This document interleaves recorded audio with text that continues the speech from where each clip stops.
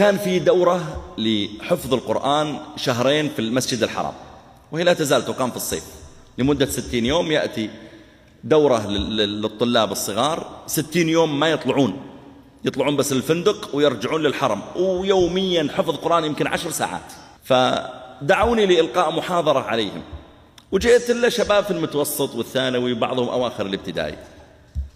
فلما خرجت تبعني غلام منهم يمكن في ثاني متوسط أو كذا، وظاهر عليه النعمة، سلم علي واستأذن من الأستاذ وأذن له، قال أنا بتكلم مع الشيخ، وطلع معي. قال هل عرفتني؟ قلت ما عرفتك يا ولدي. قال أنا فلان، تعرف التاجر فلان؟ وإذا أبوه أنا ما التقيت به لكن أسمع به، أبوه من كبار المليارديرات، يعني تاجر كبير، لو أقول اسمه تعرفون. قلت يا أنت ولد فلان؟ قال نعم. قلت يا مرحبا، أهلا يا ولدي. قال يا شيخ أنا أبي ألزمني إلزاما في هذا الصيف أجي وأحفظ القرآن معهم، وأنا يا شيخ في العطلة أبغى أسافر، أبغى أروح مع عيال عمي، أبغى الحين كل واحد منهم في ديرة ومبسوط، وأنا جالس في مكة في الحر وأحفظ، وبعد الفجر أحفظ، وبعد الظهر أحفظ، وبعد المغرب أحفظ، والعشاء أحفظ، حتى جواني ماخذينه مني. يا شيخ أريدك أن تكلم أبي يطلعني.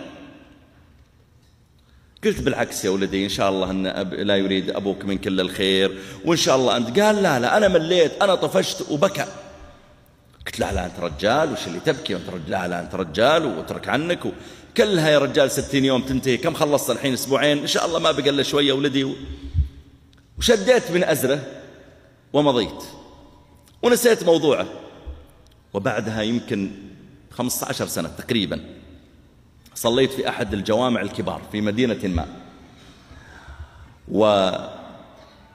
وإذا يدخل علينا الإمام لابس هالمشلح وجهه نور ويصلي بالناس.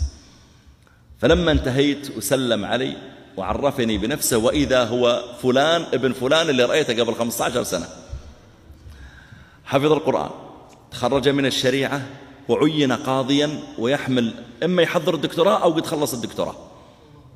فقلت في نفسي سبحان الله. سألت عن عيال عمه، قلت وش أخبارهم؟ كانوا والله طيبين، لكن اللي ما كمل دراسته واللي كملها وصار لك كذا واللي، لكن الله يجزاه خير والدي يا شيخ اللي شد علي. يقول الآن أنا أحمل درجة دكتوراه أو أظنه يحضر الدكتوراه في الفقه، والآن حتى لو خلاص أنبسط في حياتي زي ما أريد، لكن وأنا صغير ريحني أبي من حفظ القرآن وحفظ السنة وضبط العلم. ولذلك إذا علمت ولدك سيدعو لك